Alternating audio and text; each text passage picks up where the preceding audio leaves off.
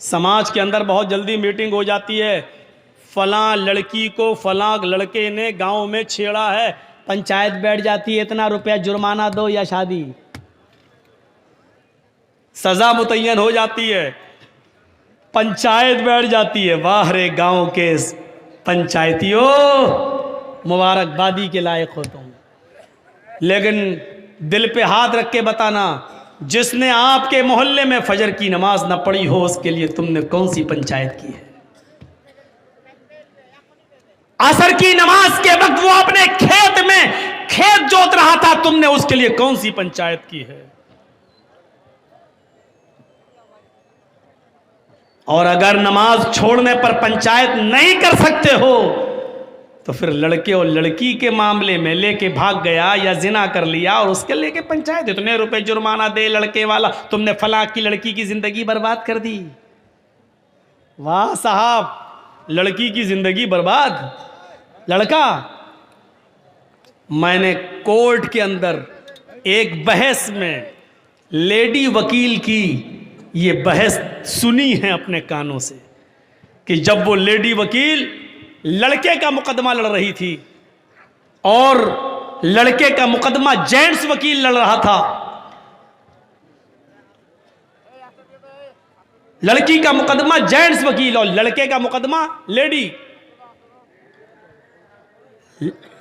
Lady वकील बचा रही थी लड़के को, और जेंट्स जो वकील था वो सजा दिलवाना चाह रहा था। तो उस वकील ने, जो लेडी थी, वो सुई लेकर आई थी, सुई और धागा, और उसने कहा जज साहब देखिए ये धागा मैं सुई में डाल रही हूं।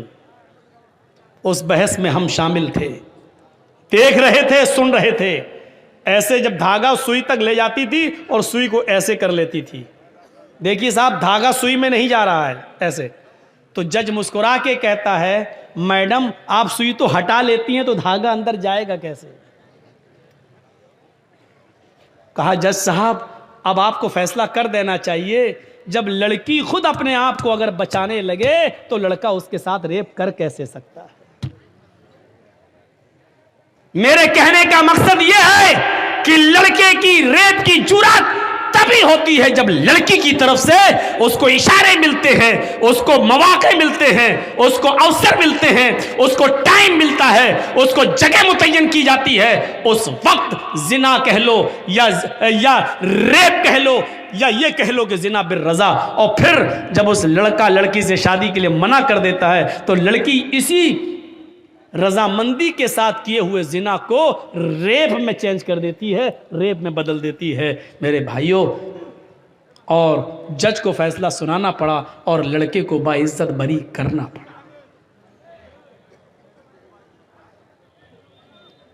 मुकदमा लड़ने वाली अगर कायदे की हो, और सलाम ने इस चीज को जिंदा करके दिखाया था जब वो अपने बेटे इस्माइल से मिलने गए और इस्माइल अलैहिस्सलाम ने कोई शादी कर रखी थी दूसरे इलाके के अंदर, लेकिन उनकी बीवी नाशुक्री कर गई।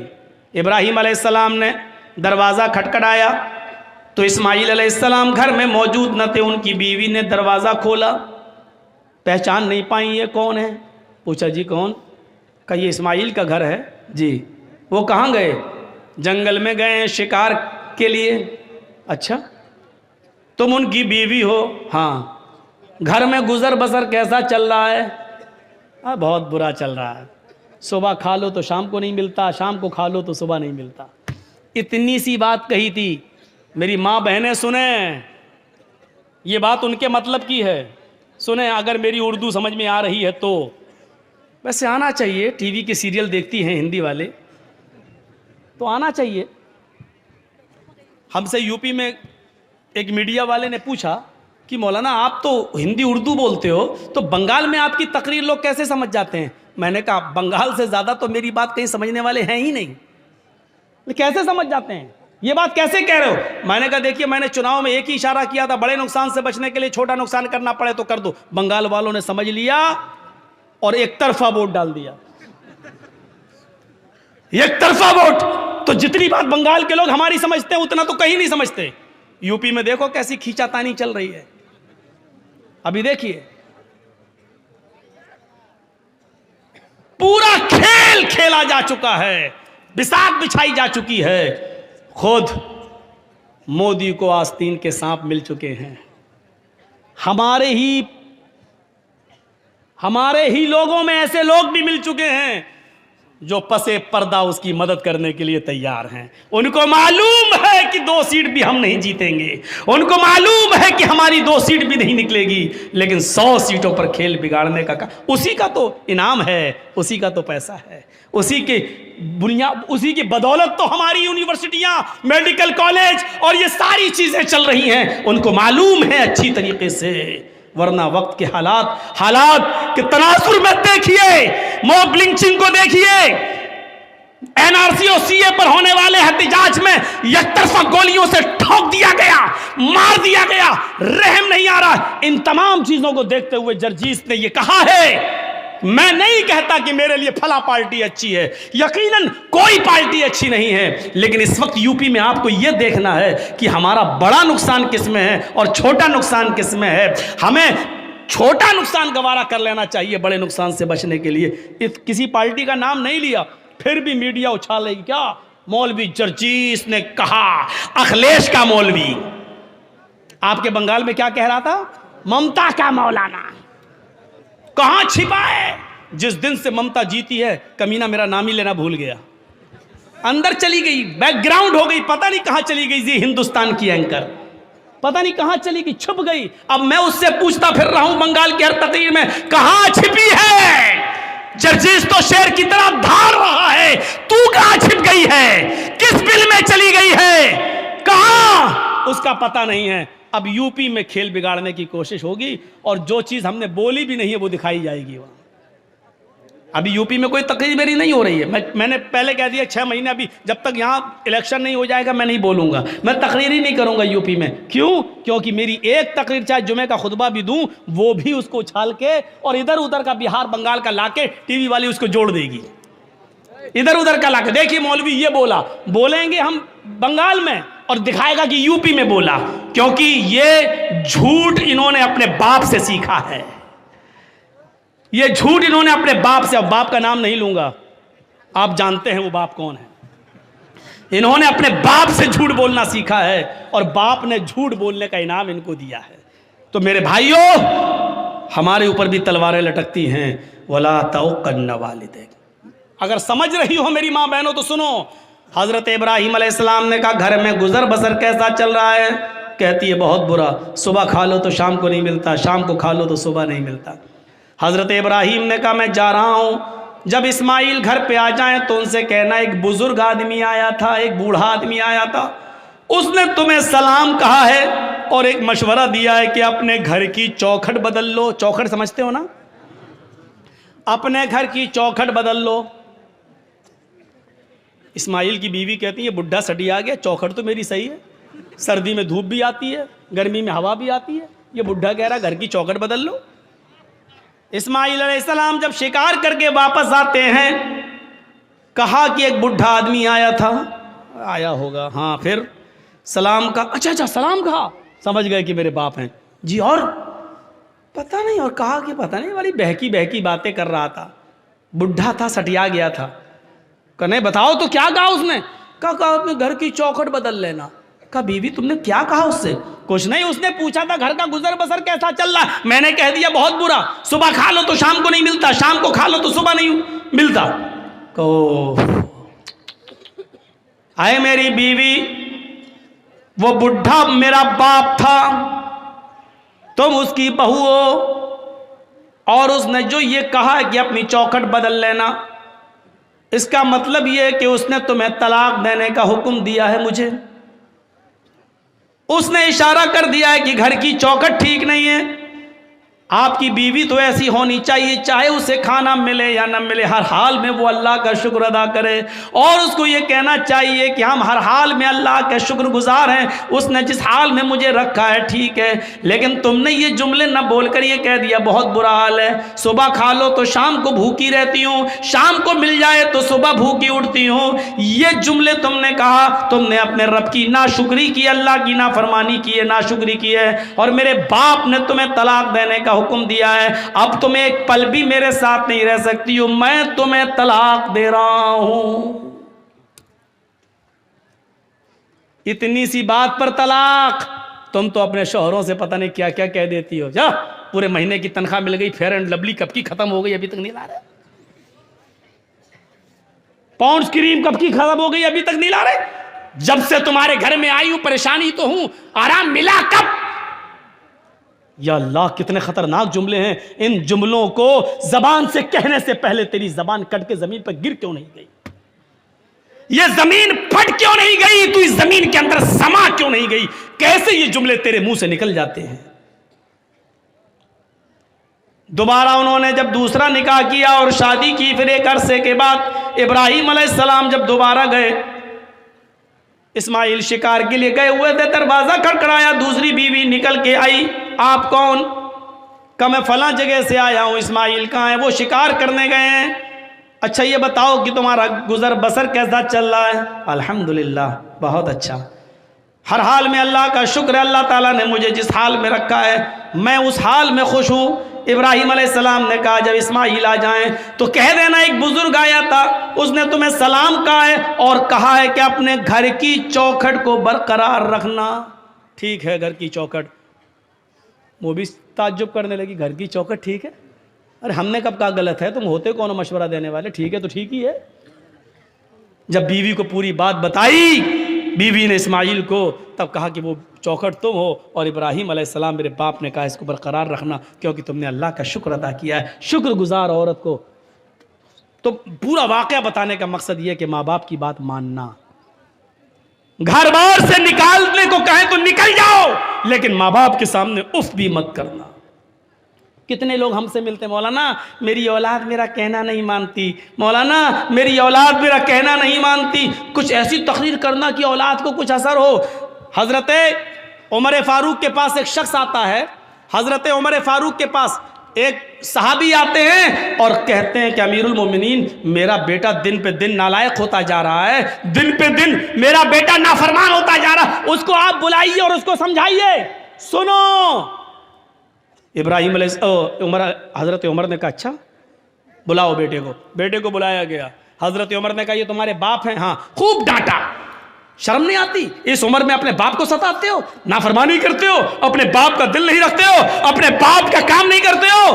पूरा डांट चुके और जब थक गए डांट डांट कर हज़रत उमर, तब बेटा बोला अमीरुल मोमिनीन अगर समझा चुके हो तो मैं कुछ बोलूं? कहाँ बोलो क्या है? अब मेरी भी कुछ सुनेंगे? हाँ बिल्कुल तुम्हारी भी सुनेंगे। कहा ये बताइए कि सारे हक बेटे का ही है कि बाप के लिए ये करे? बाप के ऊपर भी कुछ जिम्मेदारियां हैं कि नहीं? कहाँ हैं? कहा बताइए क्या है? हज़रत उमर ने कहा 3 जिम्मेदारियां बाप के ऊपर सबसे पहले आयद होती हैं। पहली जिम्मेदारी ये कि जब घर में बच्चा पैदा हो तो उसका अच्छा नाम रखा जाए। दूसरी जिम्मेदारी बाप के ऊपर यह आयद होती है कि जब वो 7 दिन का हो तो उसका अकीका किया जाए। तीसरी जिम्मेदारी बाप के ऊपर यह आयद होती है कि जब उसका बेटा बालिग हो जाए तो उसकी दीनदार और शरीफ घराने में उसका निकाह कर दिया जाए। ये 3 जिम्मेदारी बाप के ऊपर भी आयद होती है। अब लड़के ने कहा अमीरुल मोमिनीन जरा मेरे बाप से पूछो इन तीनों कामों में से क्या काम किया मेरे साथ? अच्छा पूछो, इसने जब मैं पैदा हुआ तो नाम क्या रखा? हजरत उमर ने कहा क्या नाम है? उसने अरबी में एक जुमला बोला जिसका उर्दू में तर्जमा होता खटमल। क्या नाम है तुम्हारा? का खटमल है। कहिए नाम रखा मेरे बाप ने। 7वें दिन का हुआ, पूछो अकीका किया? नहीं किया। और जब बालिग हुआ तो मेरी शादी भी कर दी, पूछो दीनदार लड़की से की? कहा कैसी लड़की से की? कहा डायन से कर दी। वो हमें इसके खिदमत ही नहीं करने देती है, वो कहती है हट, नहीं तेरा बाप ने चल, वो हमें समझने ही नहीं देती। जब मेरे बाप ने ही मेरे हुकूक अदा नहीं किए तो मुझसे क्या उम्मीद रखी जा रही है। अब हजरत उमर ने बाप को डांटा। दोनों तरफ हैं इस्लाम के मामलात, लेकिन माँ बाप को एक दर्जा हासिल है। कुछ दुनिया में ऐसे लोग भी गुजरे हैं कि जब मामून रशीद का इताब आया, खलीफा जब मामून रशीद का इताब आया तो यहया बरमकी और उसका बेटा फजल बरमकी और उसका बेटा यहया बरमकी, ये दोनों की दोनों मामून रशीद के इताब में आ गए और जेल में डाल दिए गए। फजल बरमकी और याहिया बरमकी, बाप बेटे दोनों जेल में डाल दिए गए। बाप बहुत बूढ़ा हो चुका है, सर्दी की रात है, फजर की नमाज में बाप को वुजू बना के नमाज पढ़ना है। बेटा देख रहा है कि जेल में गर्म पानी का इंतजाम नहीं है, क्या किया जाए, क्या किया जाए। तो बेटे ने तांबे के लोटे में इशा की नमाज पढ़ने के बाद पानी भर लिया और अपने बाप को सुला दिया कि अब्बू आप सो जाइए। उस जेल के अंदर याहिया बरमकी सो रहे हैं और उनका बेटा फजल बरमकी तांबे के लोटे में पानी लेकर अपने पेट में लगा लेता है। इशा की नमाज के बाद अपने पेट पर वो पानी के लोटा लगा लेता है, तांबे का लोटा, और फजर की आजान तक लगाता है कि पेट की गर्मी से इस ठंडे पानी में कुछ गर्मी आ जाए, इस तांबे के लोटे में कुछ हरारत आ जाए, और सुबह जब फजर की नमाज में मेरे बाप वुजू बनाए तो मैं थोड़ा गर्म पानी अपने बाप को दे सकूं। अपने बाप के गर्म पानी के लिए रात भर तांबे के लोटे को अपने पेट से लगा लेता था और फजर की नमाज में अपने बाप को कदरे गर्म पानी दे दिया करता था। ऐसे ऐसे फर्मा बरदार औलाद भी निकली है। हम किन में हैं, अपने आप को ढूंढें और तलाश करें और गरीबानों के बटन खोल के देखें। हम सोच तो सकते हैं ना हम किस में हैं, नाफरमानी करने वालों में या इसमें फर्मा बरदारी करने वालों में। वक़दा रब्बुका अल्ला ताबुदू इल्ला इय्याह व बिल वालिदैनि इहसाना, अल्लाह के अलावा इबादत किसी की नहीं और इबादत के फौरन बाद माँ बाप के साथ एहसान करो। व बिल वालिदैनि इहसाना, मैं बड़े ताज्जुब में था कि अल्लाह ने यहाँ पर एहसान क्यों कहा है। एहसान के अंदर हर नेकी शामिल है। ये नहीं कहा अल्लाह ताला ने कि माँ बाप के साथ उनकी बीमारी में अच्छा सलूक करो, ये नहीं कहा। ये नहीं कहा कि उनको खिलाओ, ये नहीं कहा, क्योंकि अगर कह देता खिलाओ तो एक ही माना होता। लेकिन अल्लाह ने क्या कहा, वबिल वालिदैनि एहसाना, एहसान करो। एहसान का मतलब अगर उनको दवा की जरूरत है तो दवा ला कर दो। अगर वो कमर के दर्द के शिकार है, बिस्तर पे लेटे रहते हैं, उन्होंने कहा कि बेटे मुझे ज़रा बाहर बैठने का दिल कर रहा है, तो अपनी पीठ पर लाद कर उनको घर के बाहर उनको हवा खिलाओ, बिठाओ। अगर उनका दिल कहता है कि बेटे मुझे फला जगह लेके चलो, तो उनको अपने कंधे पे उठाकर उधर भी लेके जाना पड़ेगा। नेकी, एहसान में हर नेकी शामिल है, हर नेकी, जिस चीज़ की भी ज़रूरत है। हज़रत उमर फारूक ने एक सहाबी को, एक शख्स को देखा कि वो खाने काबा का तवाफ कर रहा है और उसने अपनी माँ को अपने कांधे पर उठा रखा है।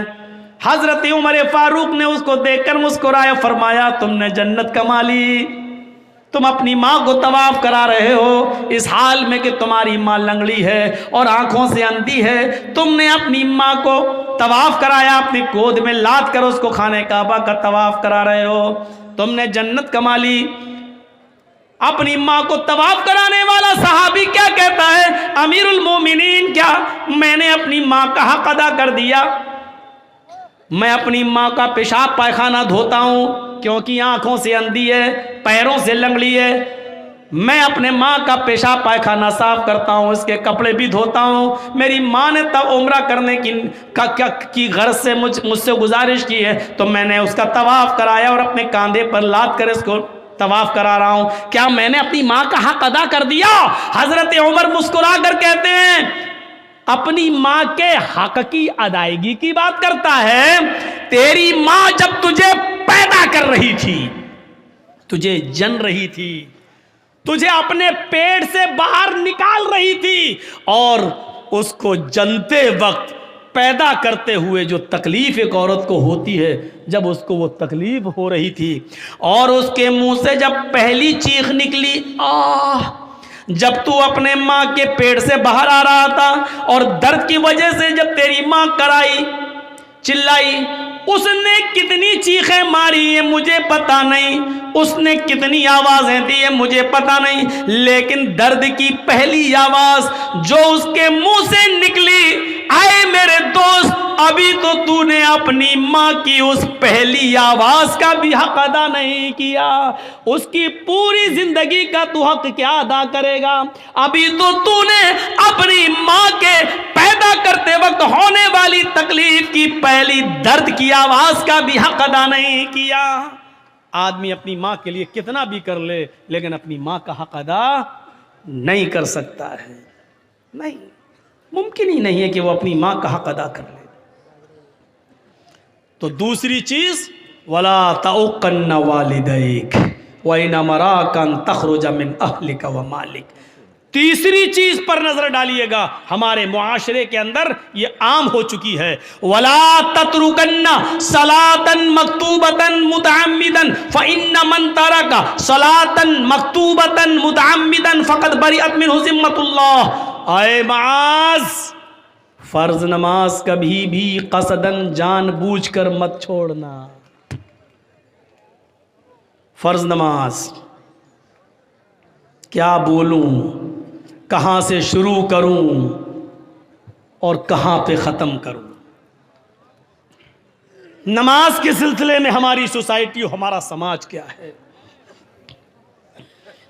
समाज के अंदर बहुत जल्दी मीटिंग हो जाती है, फलां लड़की को फलां लड़के ने गांव में छेड़ा है, पंचायत बैठ जाती है, इतना रुपया जुर्माना दो या शादी, सजा मुतय्यन हो जाती है, पंचायत बैठ जाती है। वाह रे गांव के पंचायतियों, मुबारकबादी के लायक हो तुम। लेकिन दिल पे हाथ रख के बताना, जिसने आपके मोहल्ले में फजर की नमाज न पढ़ी हो, उसके लिए तुमने कौन सी पंचायत की है? असर की नमाज के वक्त वो अपने खेत में खेत जोत रहा था, तुमने उसके लिए कौन सी पंचायत की है? और अगर नमाज छोड़ने पर पंचायत नहीं कर सकते हो, तो फिर लड़के और लड़की के मामले में लेके भाग गया या जिना कर लिया और उसके लेके पंचायत, इतने रुपए जुर्माना दे लड़के वाला, तुमने फलां की लड़की की जिंदगी बर्बाद कर दी। वाह साहब, लड़की की जिंदगी बर्बाद, लड़का। मैंने कोर्ट के अंदर एक बहस में लेडी वकील की ये बहस सुनी है अपने कानों से, कि जब वो लेडी वकील लड़के का मुकदमा लड़ रही थी और लड़के का मुकदमा जेंट्स वकील लड़ रहा था, लड़की का मुकदमा जेंट्स वकील और लड़के का मुकदमा लेडी। लेडी वकील बचा रही थी लड़के को और जेंट्स जो वकील था वो सजा दिलवाना चाह रहा था।